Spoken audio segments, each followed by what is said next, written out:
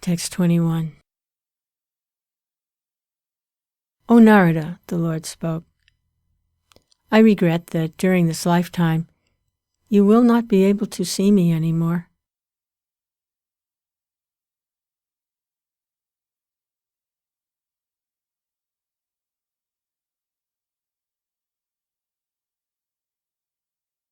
Those who are in complete service and who are not completely free from all material taints can hardly see me.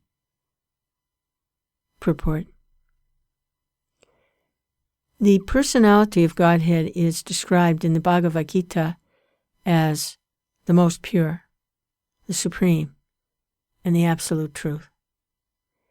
There is no trace of a tinge of materiality in his person, and thus one who has the slightest tinge of material affection cannot approach him. The beginning of devotional service starts from the point when one is freed from at least two forms of material modes, namely, the mode of passion and the mode of ignorance.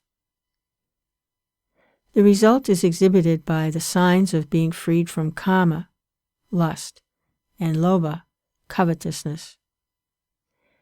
That is to say, one must be freed from the desires for sense gratification and avarice for sense gratification. The balanced mode of nature is goodness, and to be completely freed from all material tinges is to become free from the modes of goodness also. To search the audience of God in a lonely forest is considered to be in the mode of goodness. One can go out into the forest to attain spiritual perfection, but that does not mean that one can see the Lord personally there. One must be completely freed from all material attachment and be situated on the plane of transcendence, which alone will help the devotee get in personal touch with the personality of Godhead. The best method is that one should live at a place where the transcendental form of the Lord is worshipped. The temple of the Lord is a transcendental place, whereas the forest is a materially good habitation. A neophyte devotee is always recommended to worship the deity of the Lord, Archana, rather than go into the forest to search out the Lord. Devotional service begins from the process of Archana, which is better than going out in the forest. In his present life, which is completely freed from all material hankerings, Sri Narada Muni does not go into the forest, although he can turn every place into Vaikuntha by his presence only.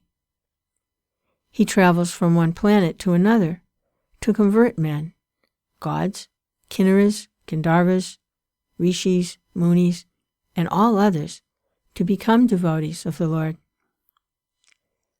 By his activities, he has engaged many devotees like Prahlad Maharaj, Dhruva Maharaj, and many others in the transcendental service of the Lord. A pure devotee of the Lord, therefore, follows in the footsteps of the great devotees like Narada, Prahlad, etc., and engages his whole time in glorifying the Lord by the process of kirtan. Such a preaching process is transcendental to all material qualities. Srimad Bhagavatam, translated with commentaries by His Divine Grace A.C. Bhaktivedanta Swami Prabhupada. Canto 1, Chapter 6. Conversation between Narada and Vyas. Text 22. O virtuous one, you have only once seen my person, and this is just to increase your desire for me, because the more you hanker for me, the more you will be freed from all material desires. Purport. A living being cannot be vacant of desires. He is not a dead stone. He must be working, thinking, feeling, and willing. But when he thinks, feels and wills materially, he becomes entangled. And conversely, when he thinks, feels, and wills for the service of the Lord, he becomes gradually freed from all entanglement. The more a person is engaged in the transcendental, loving service of the Lord, the more he acquires a hankering for it. That is the transcendental nature of godly service. Material service has satiation, whereas spiritual service of the Lord has neither satiation nor end. One can go on increasing his hankerings for the loving transcendental service of the Lord, and yet he will not find satiation nor end. By intense service of the Lord, one can experience the presence of the Lord transcendentally. Therefore, seeing the Lord means being engaged in his service, because his service and his person are identical.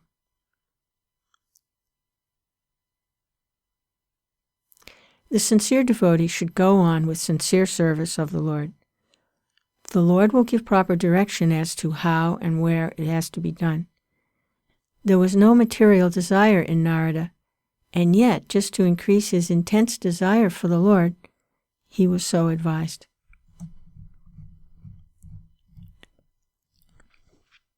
Text 23. By service of the Absolute Truth, even for a few days, a devotee attains firm and fixed intelligence in me.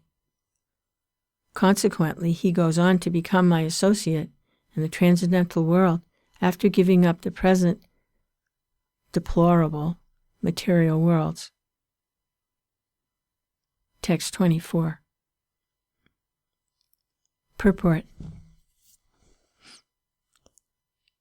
Service of the Absolute Truth involves rendering service unto the Absolute Personality of Godhead under the direction of the bona fide spiritual master, who is a transparent via media between the Lord and the neophyte devotee. The neophyte devotee has no capacity to approach the Absolute Personality of Godhead by the strength of his present imperfect material senses. Therefore, under the direction of the spiritual master, he is trained in transcendental service of the Lord. And by such training, even for some days, the neophyte devotee gets intelligence in such transcendental service, which leads him ultimately to get free from perpetual inhabitation in the material world, and to be promoted to the transcendental world, to become one of the liberated associates of the Lord in the kingdom of God.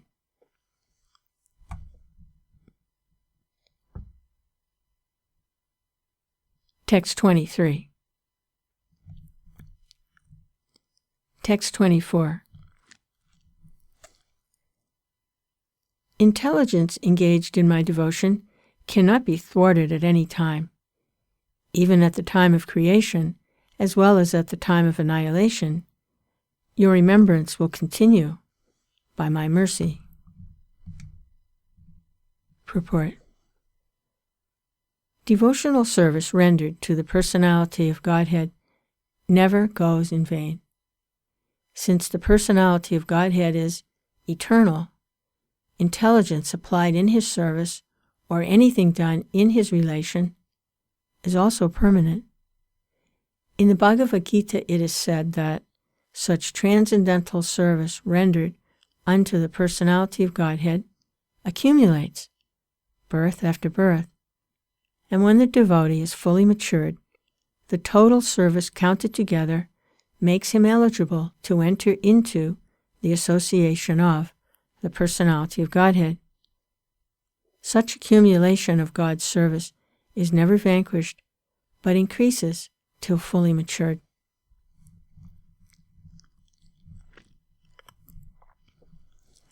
Text 25. Then that supreme authority, personified by sound and unseen by eyes, but most wonderful, stopped speaking. Feeling a sense of gratitude, I offered my obeisances unto him, bowing my head. Purport. That the personality of Godhead was not seen, but was only heard, does not make any difference. The personality of Godhead produced the 4 Vedas by his breathing, and he is seen and realized through the transcendental sound of the Vedas. Similarly, the Bhagavad Gita is the sound representation of the Lord, and there is no difference in identity. The conclusion is that the Lord can be seen and heard by persistently chanting the transcendental sound. Text 26. Thus, I began chanting the holy name and fame of the Lord by repeated recitation, ignoring all the formalities of the material world. Such chanting and remembering of the transcendental pastimes of the Lord are benedictory. So doing, I traveled all over the earth, fully satisfied, humble, and unenvious. Purport. The life of a sincere devotee of the Lord is thus explained in a nutshell by Narada Muni by his personal example. Such a devotee, after his initiation by the Lord, or his bona fide representative, takes very seriously chanting of the glories of the Lord and traveling all over the world so that others may also hear the glories of the Lord. Such devotees have no desire for material gain. They are conducted by one single desire, to go back to Godhead. This awaits them in due course on quitting the material body. Because they have the highest aim of life, going back to Godhead, they're never envious of anyone, nor are they proud of being eligible to go back to Godhead. Their only business is to chant and remember the holy name, fame, and pastimes of the Lord, and, according to personal capacity, to distribute the message for others' welfare, without motive of material gain.